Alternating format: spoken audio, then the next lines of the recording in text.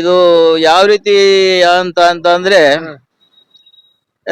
ಕುರಿ ಕಾಯಕ್ಕೆ ತೋಳನ್ನ ನೇಮಕ ಮಾಡಿದಂಗೆ. ಯಾರಿಗೂ ಕಾಯಿಸಬಾರ್ದು, ರೈತರಿಗಾಗ್ಲಿ ಕೂಲಿ ಕಾರ್ಮಿಕರಿಗಾಗ್ಲಿ ಏನಕ್ಕೂ ಯಾವ್ದಕ್ಕೂ ಕಾಯಿಸೋದು ಒಳ್ಳೇದಲ್ಲ. ಆದ್ರೆ 10 ಗಂಟೆಗೆ ಬಂದಾದ್ಮೇಲೆ ಎಷ್ಟು ಕೆಲಸ ಮಾಡ್ತಾ ಇದ್ದಾರೆ ಸಾರ್ವಜನಿಕರ ಕೆಲಸ ಅನ್ನೋದು ಇಂಪಾರ್ಟೆಂಟ್. 10 ಗಂಟೆಗೆ ಹಾಜರಾಗ್ಬೇಕು ಅಂತ ಹೇಳಿರ್ತಕ್ಕಂಥದ್ದು ಕೆಲವರು ಬರ್ಬೋದು, ಹಾಜರಾಗ್ಲೂಬಹುದು. ಅದೇನೋ ತಮ್ಮ ಇಂಪ್ರೆಷನ್ ಕೊಡ್ಬೋದು ಅಥವಾ ಫೇಶಿಯಲ್ ಇಂಪ್ರೆಷನ್ ಕೊಡ್ಬೋದು. 10 ಗಂಟೆಗೆ ಬಂದಾಗ 10 ಗಂಟೆ 5 ನಿಮಿಷಕ್ಕೆ ಎಲ್ಲ ಬೇರೆ ಕಡೆ ಹೋಗ್ತಾರೆ. ನಮಸ್ಕಾರ ಸ್ನೇಹಿತರೆ, ನಾನು ಪಬ್ಲಿಟಾ ಕನ್ನಡ ಯೂಟ್ಯೂಬ್ ಚಾನಲ್ ಇಂದ ನಿಮ್ಮ ಪ್ರೀತಿಯ ಜವಳಿ ಕೊಟ್ರೇಶ್. ನಾನಿವತ್ತು ನಮ್ಮ ತುಮಕೂರಿನ ಯೂನಿವರ್ಸಿಟಿ ಮುಂಭಾಗದಲ್ಲಿ ಬಂದಿದ್ದೀನಿ. ಏನಕ್ಕಪ್ಪ ಅಂದ್ರೆ ನಮ್ಮ ನೂತನ ಮುಖ್ಯಮಂತ್ರಿಗಳಾದ ಶ್ರೀಮಾನ್ಯ ಶ್ರೀ DK ಶಿವಕುಮಾರ್ ಸರ್ ಅವರು ಒಂದು ಆದೇಶ ಹೊರಡಿಸಿದ್ದಾರೆ. ಏನಪ್ಪಾ ಅಂದ್ರೆ ನಮ್ಮ ಕರ್ನಾಟಕನ ಭ್ರಷ್ಟಾಚಾರ ಮುಕ್ತ ಕರ್ನಾಟಕ ಮಾಡಬೇಕು ಅಂತ ಹೇಳಿ ಹೊರಟಿದ್ದಾರೆ. ಅದಕ್ಕೆ ನಮ್ಮ ತುಮಕೂರಿನ ಜನತೆಯ ಒಂದು ಬೆಂಬಲ ಹೇಗಿದೆ, ಇವರು ತಮ್ಮ ಅಭಿಪ್ರಾಯನ ಏನ್ ಹೇಳ್ತಾರೆ ಅಂತ ಕೇಳಕ್ ಹೋಗ್ಬಿಡೋಣ. ಅದಕ್ಕೂ ಮೊದಲು ಇದುವರೆಗೂ ಯಾರೇ ನನ್ನ ಪಬ್ಲಿಟಾ ಕನ್ನಡ ಯೂಟ್ಯೂಬ್ ಚಾನಲ್ ಸಬ್ಸ್ಕ್ರೈಬ್ ಮಾಡ್ಕೊಂಡಿಲ್ವೋ ಅವ್ರು ಈಗಲೇ ಹೋಗಿ ಸಬ್ಸ್ಕ್ರೈಬ್ ಮಾಡ್ಕೊಳ್ಳಿ. ಹಾಗೆ ಪಕ್ಕದಲ್ಲಿರೋ ಬೆಲ್ ಐಕಾನ್ ಒತ್ಬಿಡಿ, ನನ್ನೆಲ್ಲಾ ನೋಟಿಫಿಕೇಶನ್ಗಳು ನಿಮಗೆ ತಲುಪುತ್ತೆ ಅಂತ ಹೇಳ್ತಾ ಹಾಗೆ ಹೈಪ್ ಮಾಡೋದು ಮಾತ್ರ ಮರಿಬೇಡಿ. ಬನ್ನಿ ಈಗ ಕೇಳೋಣ ನಮ್ಮ ತುಮಕೂರಿನ ಜನತೆ ಭ್ರಷ್ಟಾಚಾರ ಮುಕ್ತ ಕರ್ನಾಟಕ ಮಾಡೋದಕ್ಕೆ ಹೇಗೆ ಹೊರಟಿದ್ರು ಅಂತ ನೋಡೇ ಬಿಡೋಣ. ಬನ್ನಿ ಸರ್. ನಮಸ್ತೆ. ನಮಸ್ಕಾರ ಸರ್, ನಿಮ್ಮ ಹೆಸರು? ಮನೀಶ್ ಸರ್, ಈಗ ನಮ್ಮ ನೂತನ ಮುಖ್ಯಮಂತ್ರಿಗಳು ಭ್ರಷ್ಟಾಚಾರ ಮುಕ್ತ ಕರ್ನಾಟಕ ಮಾಡೋದಕ್ಕೆ ಪಣ ತೊಟ್ಟಿದ್ದಾರೆ. ಇದಕ್ಕೆ ನೀವು ಯಾವ ರೀತಿ ಸ್ವಾಗತಿಸ್ತೀರಾ?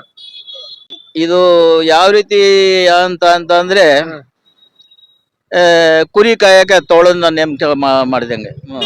ಹಂಗೆ ನಮ್ಮ ಕರ್ನಾಟಕದೇ ಅಲ್ಲ, ನಮ್ಮ ದೇಶದಲ್ಲಿ ಭ್ರಷ್ಟಾಚಾರ ನಿರ್ಮೂಲನೆ ಮಾಡ್ತೀವಿ ಅಂತಕ್ಕಂಥದ್ದು ಸುಳ್ಳಲ್ಲ, ಅದು ಕನಸಿನ ಮಾತು.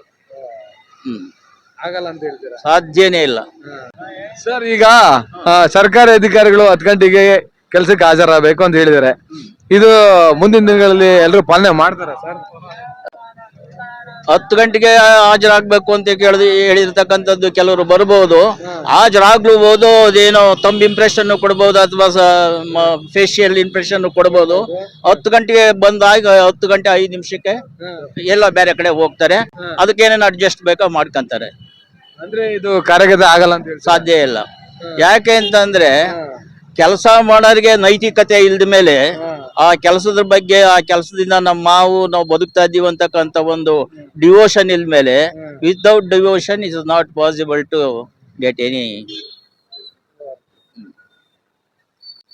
ಸರ್, ನೀವು ಫುಲ್ ಏನು ಒಳ ಅರ್ಥದಲ್ಲಿ ಹೇಳ್ತೀರಾ ಸರ್. ಈಗ ಇನ್ನೊಂದು ಪ್ರಶ್ನೆ ಏನಪ್ಪಾ ಅಂದ್ರೆ, ಸರ್ಕಾರಿ ಕಚೇರಿಗಳಲ್ಲಿ ಇನ್ಮೇಲೆ ಏನಾದ್ರು ಲಂಚ ತಗೊಂಡ್ರೆ ಅಲ್ಲೇ ನಂಬರ್ ಇರುತ್ತೆ, ಆ ನಂಬರ್ಗೆ ಕಾಂಟ್ಯಾಕ್ಟ್ ಮಾಡ್ಬಿಡಿ, ಅಲ್ಲೇ ಫೋನ್ ಮಾಡ್ಬಿಡಿ, ಆದಷ್ಟು ಬೇಗ ಕ್ರಮ ಕೈಗೊಳ್ತಾರೆ ಅಂತ ಹೇಳಿದ್ದಾರೆ. ಇದ್ರ ಬಗ್ಗೆ? ಅದೇ ನಮ್ಮ ಎಲ್ಲ ಸರ್ಕಾರಿ ಆಫೀಸ್ ಮೇಲೆ ಬರ್ದವ್ರಲ್ಲ, ಸರ್ಕಾರಿ ಕೆಲಸ ದೇವರ ಕೆಲಸ ಅಂತ. ನಾನು ಹುಟ್ಟಿದಿಂದಲೂ ಹಂಗೆ ಐತೆ, ಈಗ ಬರ್ತಕ್ಕಂಥದ್ದು ಸಹ ಹಂಗೆ ಆಗ್ತದೆ. ಬರೋ ಮಕ್ಳಿಗೂ ಅದೇ ರೀತಿ ಹೋಗ್ತದೆ ಅಷ್ಟೇ. ಇದೇನು ಬದಲಾಗಲ್ಲ. ಅಂದ್ರೆ ನಾವೇ ಬದಲಾಗ್ಲಿದ ಮೇಲೆ ಇದೆಲ್ಲ ಯಾವಾಗ ಬದಲಾಗುತ್ತೆ ಅಂತ ಹೇಳ್ತೀರಾ? ಇದು ಎಲ್ಲ ಯಾವಾಗ ಬದಲಾಗುತ್ತೆ ಅಂತ ಇದಕ್ಕೆ ನನ್ನ ಪ್ರಕಾರನ ನಮ್ಮ ದೇಶದ ರಾಜಕೀಯ ವ್ಯವಸ್ಥೆನೆ ಬದಲಾಗಬೇಕು. ಇಟ್ ಮೀನ್ಸ್ ಈ ಡೆಮೋಕ್ರಸಿ ಅಂತಕ್ಕಂಥದ್ದಿಲ್ಲ. The democracy is hypocrisy. It's lost its significance in India. ಯಾರಾದ್ರೂ ಒಬ್ಬ ದೇಶಭಕ್ತ, ಸರಿಯಾಗಿರೋ ದೇಶಭಕ್ತ, ಸಮಾಜವಾದಿ ಆಗಿರ್ಬೇಕು, ಅವ್ನು ನಿಜವಾಗಿರ್ತಕ್ಕಂಥ ಸಮಾಜವಾದಿ ಆಗಿರ್ಬೇಕು. ಅಂಬೇಡ್ಕರ್ ಅಂತವ್ರು ಅವರು ಬರಬೇಕು. ಲಾಲ್ ಬಹದ್ದೂರ್ ಶಾಸ್ತ್ರಿ ಅಂತವ್ರು ರಾಜಕಾರಣಿಗಳು ಬರಬೇಕು. ಆಮೇಲೆ ಗುಲ್ಜಾರಿಲಾಲ್ ನಂದಾ ಅಂತವ್ರು ಬರಬೇಕು.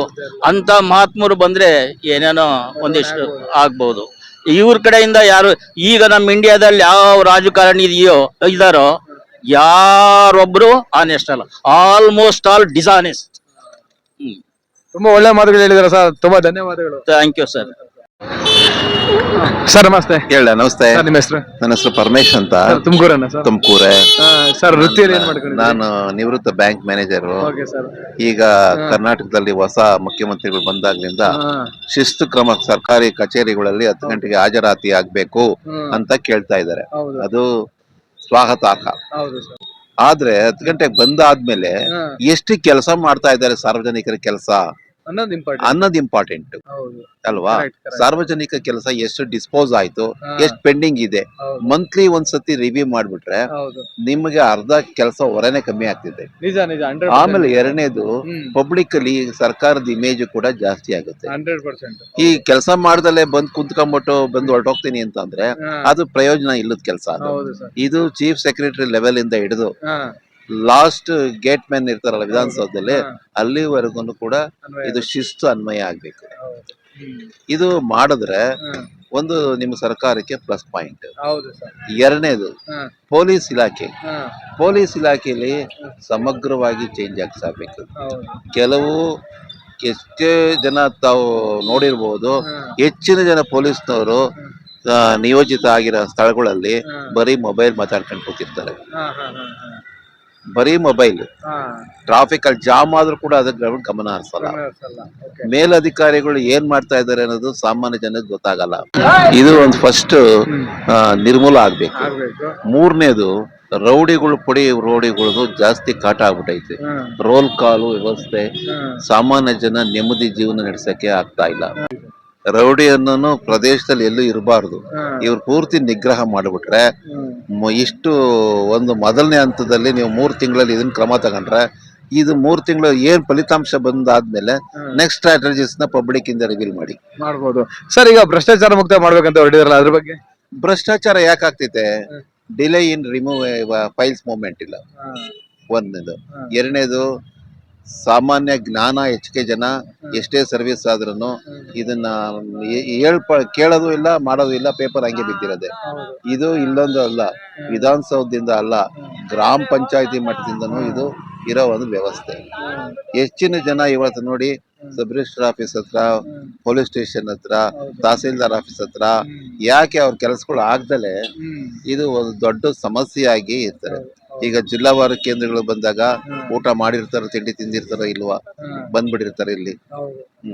ಫಾರ್ ಎಕ್ಸಾಂಪಲ್ ಈ ಖಾತೆಗೆ ಎಷ್ಟು ಸಮಸ್ಯೆ ಆಗ್ತಾ ಇದೆ. ಇನ್ನು ಸಿಂಪ್ಲಿಫೈ ಮಾಡಿ ವರ್ಕ್ ಎಫಿಷಿಯನ್ಸಿ ತಗೊಳ್ಳಿ, ಸರ್ಕಾರಕ್ಕೆ ಒಳ್ಳೆ ಹೆಸರು ಬರಂಗೆ ಪ್ರಯತ್ನ ಮಾಡಿ ಅಂತ ಹೇಳ್ತೀನಿ. ನಾನು ಹಾರೈಸ್ತೀನಪ್ಪ. ತುಂಬಾ ಒಳ್ಳೆ ಮಾತುಗಳಿದ್ದಾರೆ ಸರ್, ತುಂಬಾ ಚೆನ್ನಾಗಿ ಮಾತಾಡಿರ, ಧನ್ಯವಾದಗಳು. ಇದನ್ನೆಲ್ಲ ನಾ ಯಾವಾಗ ಮಾಡ್ತೀರಾ ಬ್ರಾಡ್ಕಾಸ್ಟ್ ಇದನ್ನ? ಸರ್ ಏನಂದ್ರೆ, ಈಗ ನಮ್ಮ ನೂತನ ಮುಖ್ಯಮಂತ್ರಿಗಳು ನಮ್ಮ ಕರ್ನಾಟಕನ ಭ್ರಷ್ಟ ಮುಕ್ತ ಕರ್ನಾಟಕ ಮಾಡಕ್ ಹೊರಟಿದ್ದಾರೆ. ಇದ್ರ ಬಗ್ಗೆ ನಿಮ್ಮ ಅಭಿಪ್ರಾಯ ಸರ್? ಮಾಡ್ಲಿ ಬಿಡಿ, ಇಲ್ಲಿ ತನಕ ಯಾರು ಇರ್ಲಿಲ್ಲ ಪಾಪ, ಬಂದಿದ್ದಾರೆ, ಏನೋ ಒಂದು ಉದ್ದೇಶ ಇಟ್ಕೊಂಡು ಬಂದಿದ್ದಾರೆ. ಮಾಡ್ಲಿ ಮಾಡ್ಲಿ ತೊಂದ್ರೆ ಅಂತ ಇಲ್ಲ. ಹೇಳ್ತೀರಾ? ಹಾಗೇನೆ ಆದ್ರೂ ಒಂದು ದೇಶಕ್ಕೆ ಒಳ್ಳೇದ್ ಮಾಡ್ಬೇಕು. ಮಾಡ್ತೇವೆ ಅಂದ್ರೆ ಮಾಡ್ಲಿ, ತೊಂದ್ರೆ ಇಲ್ಲ. ಸರ್, ಹಾಗೇನೆ ಸರ್ಕಾರಿ ಅಧಿಕಾರಿಗಳು ಇನ್ನ ಕಚೇರಿಗೆ ಸರಿಯಾದ ಸಮಯಕ್ಕೆ ಅಂದ್ರೆ 10 ಗಂಟೆಗೆ ಇರ್ಬೇಕಂತ ಹೇಳಿ ಆದೇಶ ಹೊರಡಿಸಿದ್ದಾರೆ. ಇದ್ರ ಬಗ್ಗೆ ಸರ್ ನಿಮ್ಮ ಒಂದು ಅಭಿಪ್ರಾಯ? ಒಳ್ಳೇದು ಕೆಲಸಗಳು ಬೇಗ ಆಗತ್ತೆ. ದೂರದಿಂದ ಊರುಗಳಿಂದ ಬಂದಿರ್ತಾರೆ. ಹೌದು. ಎಲ್ರಿಗೂ ಯಾರಿಗೂ ಕಾಯಿಸಬಾರ್ದು, ರೈತರಿಗಾಗ್ಲಿ, ಕೂಲಿ ಕಾರ್ಮಿಕರಿಗಾಗ್ಲಿ, ಏನಕ್ಕೂ ಯಾವ್ದಕ್ಕೂ ಕಾಯಿಸೋದು ಒಳ್ಳೇದಲ್ಲ. ಬೇಸರ ಪಟ್ಕೊಂತಾರೆ. ಹಾಗೇನೆ ಸರ್, ಒಂದ್ ಸರ್ಕಾರದ ಮೇಲೆ ಒಂದು ಬ್ಯಾಡ್ ಇದು ಬರುತ್ತೆ. ಹಾಗಾಗಿ ಮಾಡಿದ್ರೆ ಒಳ್ಳೇದು. ಸರ್, ಹಾಗೇನೆ ಲಂಚ ಏನಾದ್ರು ತಗೊಂಡ್ರೆ ಕಚೇರಿಗಳಲ್ಲಿ ಇಮಿಡಿಯೇಟ್ ಆಗಿ ನೀವು ಅಲ್ಲಿ ನಂಬರ್ ಇರುತ್ತೆ, ಆ ನಂಬರಿಗೆ ಕಾಲ್ ಮಾಡಿ ಇಮಿಡಿಯೇಟ್ ಆಗಿ ನೀವು ಕಂಪ್ಲೇಂಟ್ ರೈಸ್ ಮಾಡಬಹುದು ಅಂತ. ಈಗ ಅಲ್ಲಿಂದಾನು ಹಾಕೋ ಬಂದಿದ್ದಾರೆ, ಅದು ಯಾರು ಸ್ಪಂದಿಸಲ್ಲ. ಆಗಲ್ಲ, ಕಷ್ಟ ಇದೆ, ಅದೆಲ್ಲ ಆಗೋದಿಲ್ಲ ಅಂತ. ಕಷ್ಟ ಇದೆ. ಈ ಸರಿ ಇವರು ಸ್ಟ್ರಿಕ್ಟ್ಲಿ ಏನೋ ಒಂದು ಇದನ್ನ ಮಾಡ್ತಾ ಇದಾರೆ. ಮಾಡಿದ್ರೆ ಮುಂದೆ ಒಳ್ಳೇದು, ಅವ್ರಿಗೆ ಫ್ಯೂಚರ್ ಒಳ್ಳೇದು. ನೆಕ್ಸ್ಟ್ ಅವರೇ ಬರ್ತಾರೆ, 28ಕ್ಕೂ ಅವರೇ ಬರ್ಲಿ. ಒಳ್ಳೆ ಕೆಲಸ ಮಾಡಿದ್ರೆ ಇನ್ 2 ವರ್ಷ ಇದೆ ಅವ್ರ ಅವಧಿ.